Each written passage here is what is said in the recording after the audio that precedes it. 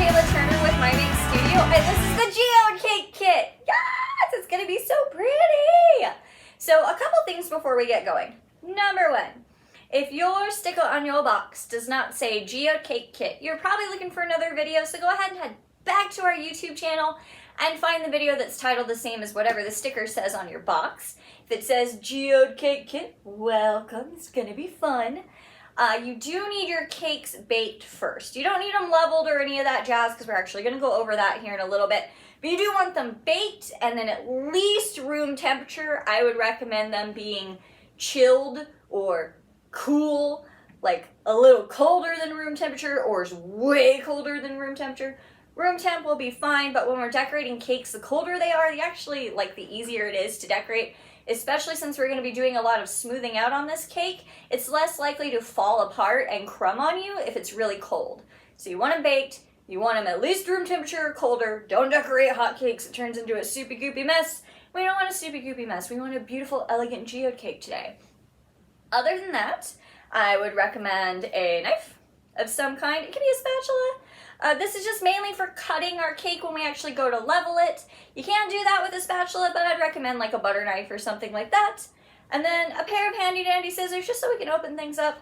And then some kind of towel. It can be a hand towel, a kitchen towel, a paper towel. I'm going the paper towel route today. That's just something we can set our open icing bags on if we get stuff on our fingers, especially when we're applying our rocks later on in this video. And we can wipe them on here and kind of help keep your area more clean. And then lastly, aside from your kit, you'll want to go ahead and wash your hands nice and good if you haven't done that yet. And then we're ready to go. So I'm just going to reset a little bit and we'll start decorating our geode. Alrighty, so I've got my cakes and the cake board that was in my box. So we're going to take our knife and then we're not going to cut it like this or like this. We're actually going to go sideways, and all we're doing is making this less round. So I'm going to go right here and I'm just going to saw back and forth. And if you need to do this a couple times, totally fine. And I'm going to saw it.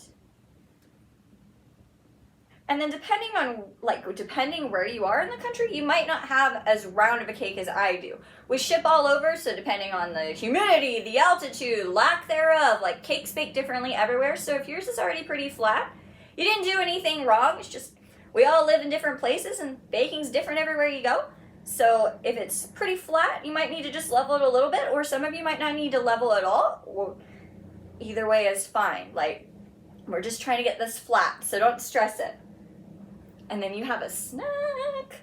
Or you can save that and make some cake pops with it later. Just saying. And I'm gonna go ahead and cut my other one too. And this one I don't need to cut very much.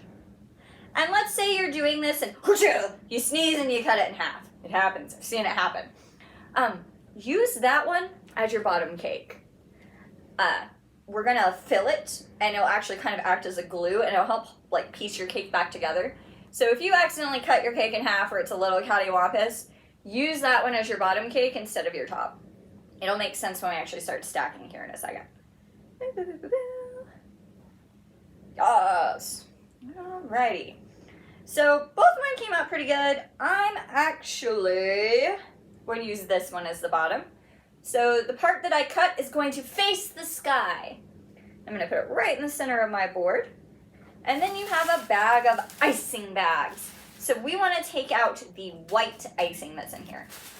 So I'm just going to rip it open. You can use your scissors to cut it open. Just get it open. So I've got the white. And then I like to give it a couple mooshes before I actually start using it. So mooshy, moosh, moosh, moosh.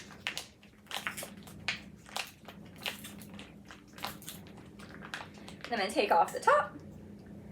And then I usually squeeze a little bit out on my towel too. Just to make sure it's coming out good. Perfect. Then we don't need to do anything else to it. It's all ready to go. So we're going to fill our cake. So when I fill my cake, I personally like to make rings. However, you can make zigzags or polka dots if that's more your speed, or stripes. Either way works, just get the whole top part covered in icing. So I'm going to do some rings, and then I want to make sure that the whole top part is covered because we want every bite to have some of this filling in it. So if you're doing this and you get a little like crazy like that, just go back and fill in that spot and you'll be just fine. You can also put a bunch of icing down and then use your knife to spread it a bit. It doesn't have to be super pretty or smooth because we're not gonna see this part at all. So if you need to give it a good like a sweep or a pet, totally fine as well. Ta-da! So I'm gonna go ahead and set my icing down. You can put the cap on it, but we're actually gonna be using that one here in a second. So it's not gonna sit very long like that. So you don't have to put the cap back on right now if you don't want to, but you can. And then with my other cake, the part that I cut is going face first in the icing. So, and then give it a little pat, like a ha, not a like we don't want to crush our cake. Just a little pat. And then if you've got some hourglass action going on, it's totally normal. Totally normal. It's also normal not to have it. It comes back to depending on where you are. Your cake might look a little bit different, but if you got some hourglass, it's okay. It just means you need to add a little extra icing right here to keep it level when we smooth it so you don't get the hourglass shape, which is actually something I'm going to have to do here in a second. But now we get to go all kinds of crazy with this. So I'm going to take my icing and I'm going to start with white. And I'm going to fill in my gaps a bit. See, I just put another little row on there to make it level. And then I'm going to just add polka dots and zigzags all over this cake of white icing, all over the top and all over the sides. So,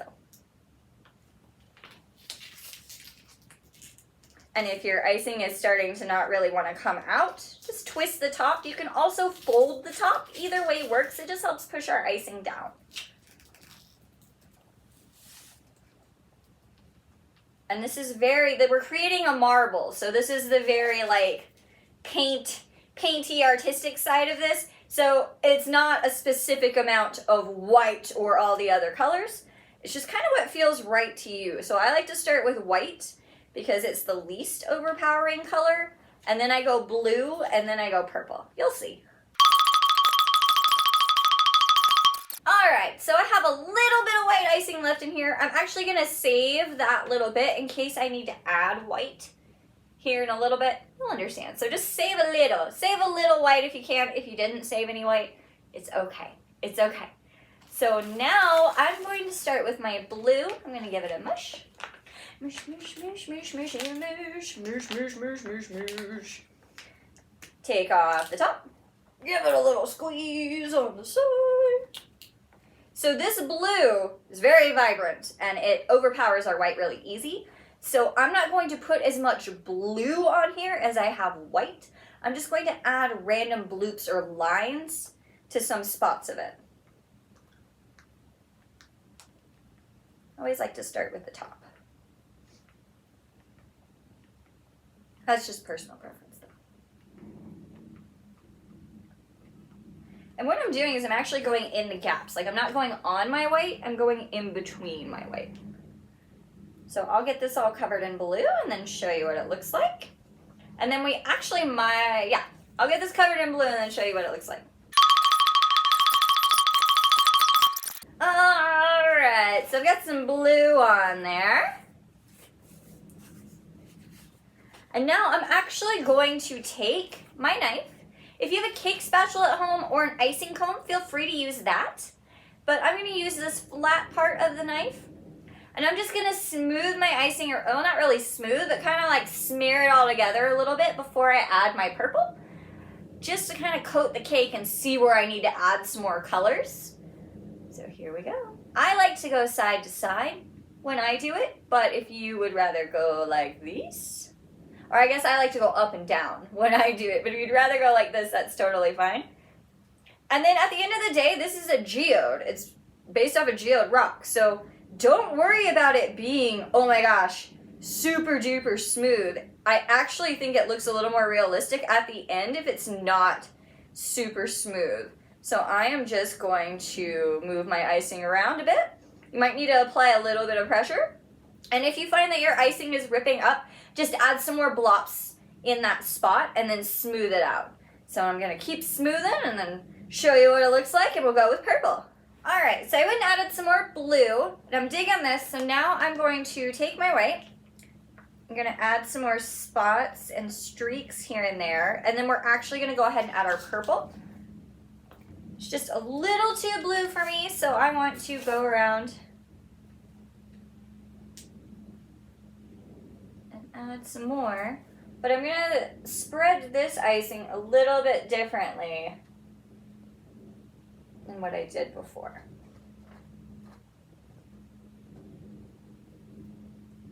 And I'm still gonna save maybe like a couple blobs of white just for the next part here in a bit, but we'll see. All right, so I've got my white, and I'm gonna take my knife and I'm actually gonna wipe it off on my towel so there's no other icing color on it. And then I'm gonna use the flat part, put it down, and I'm gonna apply a little bit of pressure. What's gonna happen is I'm applying pressure and then swoop. Whoocha! That's what we're doing. That way I can have different marbly white sections, but I can control the direction they're going without fully blending them into my blue.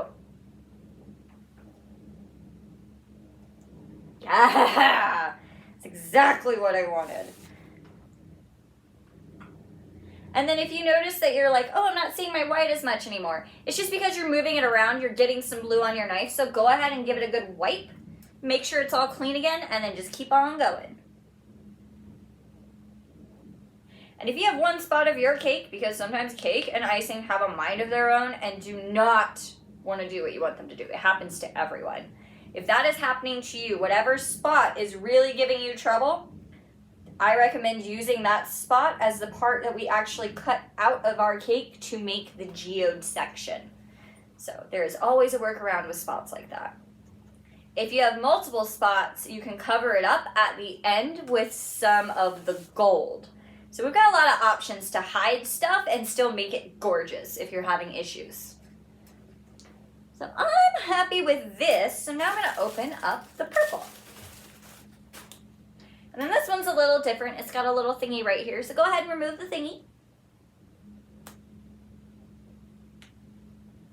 And then I'm just going to put a few purple dots, kind of like we just did with our white. I'm gonna put those down and then I'm gonna streak them in different spots. Now, if you're like, no, I want more purple than blue, then add a lot more purple. I'm trying to keep like an even balance, but we'll see. Every cake is different, so every time this looks different. Just depends. Each cake is unique in my mind, but I'm also the crazy lady that talks to her cakes while she decorates, so take that as you will. All right, so I've got my purple on there. I'm gonna wipe my knife off again. Yeah, and just spread this. And when I'm kind of doing this petting motion, that's basically what it is. It's like, oh, like you're petting a really nervous cat is like the amount of pressure that you want. Like it just jumped in your lap and you're super excited about it, but you don't want to scare it off, but you have to touch it. That's the amount of pressure you're putting on your icing. And if you are going through streaking and you're like, oh no, I added too much purple, which I definitely have going on top, you can then use this part of your knife to actually scrape, yes, some of that purple off, and you'll see the blue and white underneath. So I'm gonna go around with all of my purple and then go from there. So I went ahead and went all over, and then I took my knife and I used this flat part and I just swooped it all the way around to give it more of a paint vibe. I decided I wanted it more like mixed paint. So that's a way to achieve that. So it looks like, yeah. So now we are ready to cut this cake. So you'll need your knife again, so go ahead and rinse it off or wipe it off. I'm so glad I have a paper towel here. Always recommend having some kind of towel. And now look at your cake.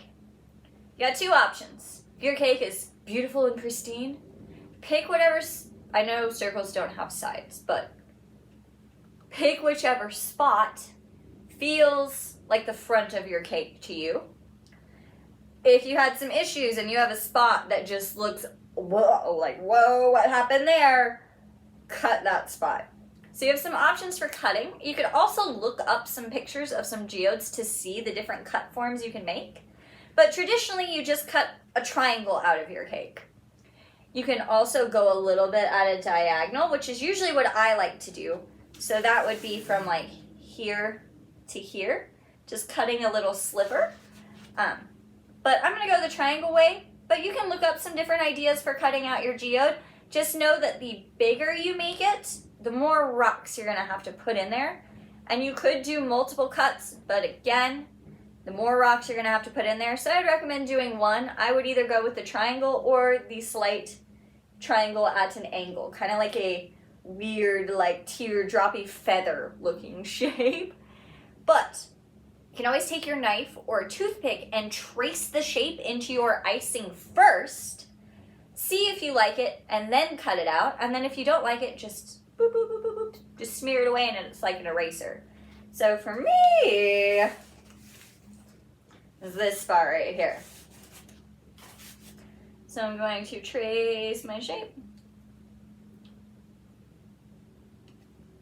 Yes, I think I just want a triangle today. And then I'm just gonna take my knife and I'm gonna cut it out.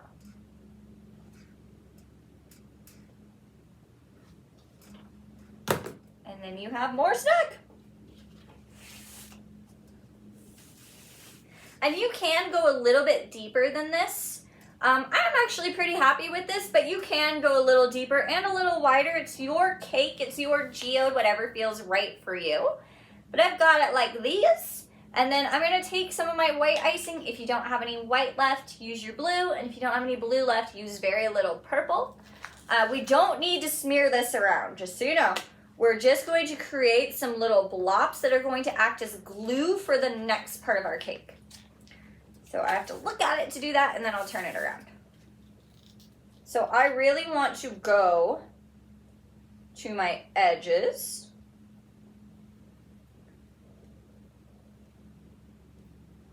Little bloops, and then I'm going to put a streak in the center,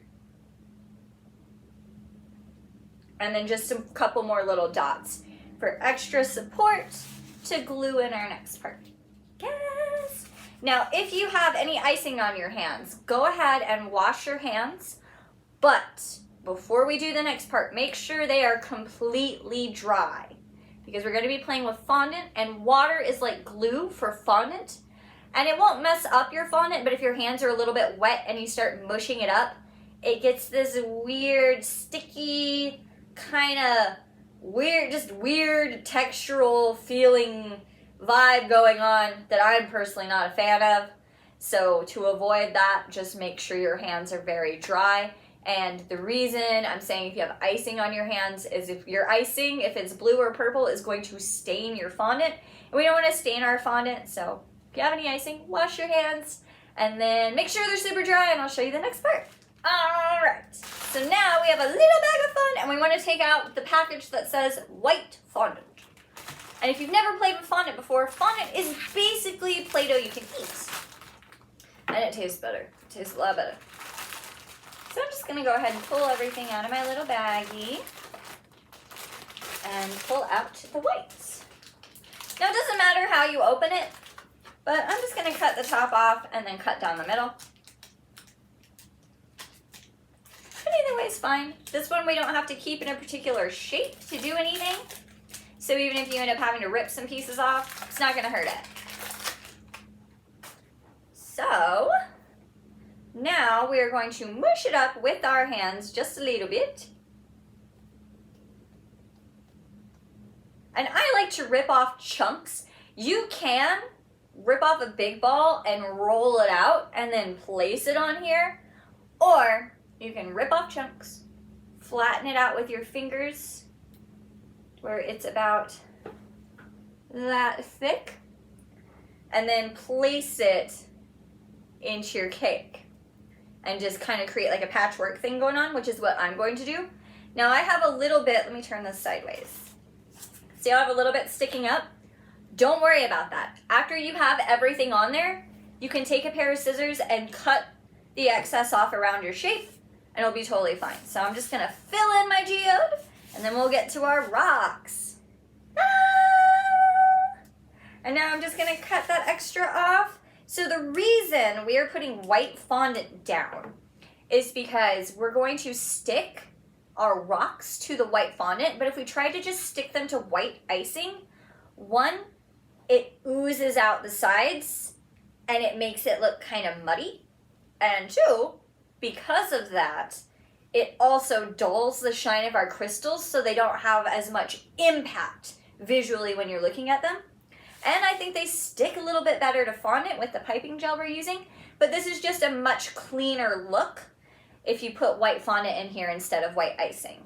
And now, if you are, ever doing a geode cake on your own in the future and you're like, I hate fondant and I don't want it on there, you can totally use white icing. Just know that your rock crystals are not going to be as vibrant or shiny, and they'll be kind of dulled in color and muddy, and you'll have white icing sticking through the cracks. So you might actually need to do 2 layers of rocks, and you would still probably need some piping gel.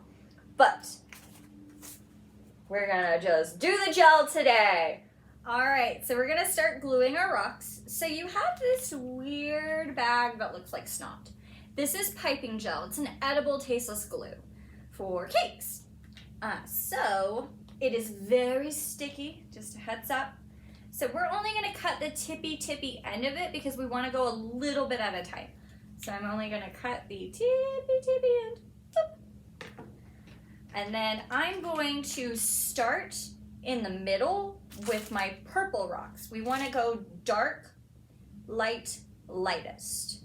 So it'll be purple, purple, blue, white is what's going on. But we don't want to put all of our glue on there at one time because it does start to dry pretty quickly in the air. So we want to do little sections at a time. So here's the time-consuming part of the cake. So I'm going to put a little bit of glue right here. And to make it look more natural, I really recommend avoiding a straight line.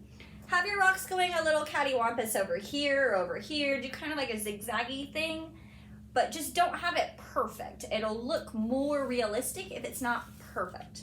Which for me, that's kind of hard because I am definitely a perfectionist and I am a pattern person. So I have to really think about that. So just a heads up, it's not gonna look bad if you keep it all even and uniform, but it won't look as natural. So I'm gonna cut open my purple. I put a little glue right here in the center. And now you're going to place every individual rock into that glue. And when I press it, I actually do put a little bit of pressure. That way it sticks into my fondant too for some extra support. And I'm just gonna go a little section at a time. So I'm gonna finish putting all my purple in, show ya, and then we'll go over our blue and we'll go from there. Alrighty, so I've got my rocks in and they're going kind of like this. So now, where the rest of the white is, I'm going to fill all of the white in with my blue rocks. So I'm just gonna put a little bit of glue down at a time, place my blue rocks, and then we'll talk about what we're gonna do with our white rocks. But all of the fondant you have left, fill it in with blue. Ta-da! So I do have a little white on the edge. That's all right, because we're actually going to go along the edge with white rocks. And then we're going to do 1 to 2 rows, depends on you and what you like, that's actually in our icing. So before I touch my white rocks and stain them, I'm gonna go wash my hands, and then we will do all our white rocks. Alrighty, so along the edge of the fondant, I'm just going to put a little bit more of my glue.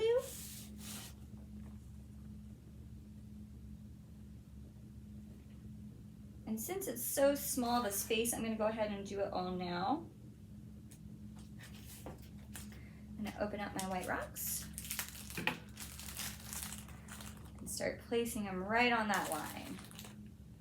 Now the reason we do want to go back and put at least 1 row in the icing of our cake is it will look more like the rocks are coming out, the crystals are coming out of the rock versus just slapped on there. So I'm gonna do this first, get my last of my fondant covered up, and then for me, I think I'm just gonna do 1 row today right in my icing, but you could do up to 2. It looks good either way. All right, now I'm just sticking a row into my icing. Yes, this is coming together. I feel like that's one of the hardest things about cakes is you've just gotta like do the process, and it always looks crazy and weird until you're done, and then you have that moment of like, oh, it's all coming together now, which is how I feel about this. So I'm gonna finish putting my last little row on, and then we'll go over the last part. All right, so I've got my rocks on there. So the last part is our edible gold glitter. Now you will need a little bit of water to add into this, and when I say a little bit of water, I mean like maybe 2 or 3 drops. So I just filled up the purple icing cap with some water, and I'm just going to pour very little in here to start and just add a little bit at a time.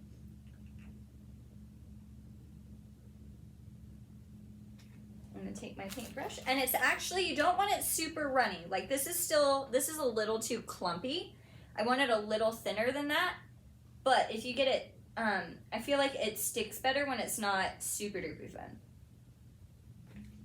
You want it to be like the consistency of paint. Yes, this is perfect.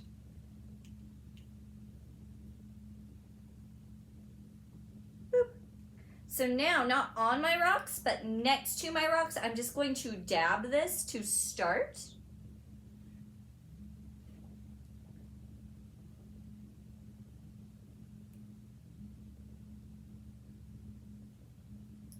All the way around. So I'm going all the way around, and after I've gone all the way around, then you can go, and if you want it to be more noticeable, just add more streaks coming off of it to look more like molten gold. And then you can also splatter. I literally have a gold splatter wall at home. So I'm a splatter fan. If splatter is not for you, don't feel like you gotta do it, but you can splatter it. Or if you have any little spots where you can still see cake, put a glob of this gold paint there and it'll cover it up and it'll look really cool. One thing I really like about this cake is it's a lot of using your imperfections to make a really pretty design. And I dig that. I think that's super cool. So I'm gonna finish adding my gold, and then of course I'm gonna splatter it, and then I will show it to you guys. And then when I splatter it, you can either hold it above and tap, tap, tap, tap, tap, tap, tap, tap, tap, tap, tap, tap, tap, or you can pull it back and flick it. Just know if you do the flick, you might get some gold in the other spaces, it will come off. Just, you might have some gold splatters in places that aren't your cake. You can also just take it on there and just streak it, or do little dots and then streak them a bit to achieve some splatter action. I'm also just a fan of this edible glitter, and I want it on everything. So I will say, if you get edible glitter though, avoid ceiling fans. I accidentally tripped and got a whole jar thrown into my ceiling fan once, and my kitchen was sparkly for a really long time, which I didn't mind, but my roommate at the time was not too happy. I would just turn on the lights and be like, magic kitchen! It sparkled for like 2 months. So if you go down the path of edible glitter, avoid fans. Or avoid walking near fans with your edible glitter should you sneeze or trip. And that is it, you guys. That is the Geode Cake Kits. Look at it. It's so pretty. I love it. It's like, it's simple but elegant. Like, I really love this kit. And if you would like to show us your beautiful geode cakes, you can tag us with hashtag MyMakeStudioKits, or you can send them to us on Facebook, which is MyMakeStudio, or our Instagram, which is @MyMakeStudio. We love seeing what you guys do. I think it's super cool that we're all doing the same thing, but everybody still finds a way to put their personality and own individual style into the kit, even though we're all doing like a step-by-step thing. Like, everybody's is unique, and I love that. It's one of my favorite parts about decorating in general. There are like hundreds of different ways to do the same thing, and we would love to see what you do. If you also just kind of want to know what's going on in our lives, or like what kits are coming up, or if we're having any sales or anything like that, both our Facebook and Instagram are good places to check out for that, to follow. Plus, if you didn't know, we're in Colorado and Denver based, and we've got some events going on and whatnot. So if you just kind of want to creep on our lives, go follow our Instagram or our Facebook. And if you want to see what other stuff we have, because we do more than cakes, we also do cupcake kits, and we also have a pastry kit, and we do spooky houses in October and gingerbread houses in December. And this in the fall, we're doing like a pumpkin cake that's coming up. So that's super exciting. So if you just want to see what other stuff we have and maybe try out some different decorating things, you can go ahead and go to our website, which is mymakestudio.com, and we've got everything there. But thank you so much for coming today. I hope that you had a good time, and I hope that you enjoy eating your beautiful creations. And as always, stay creative.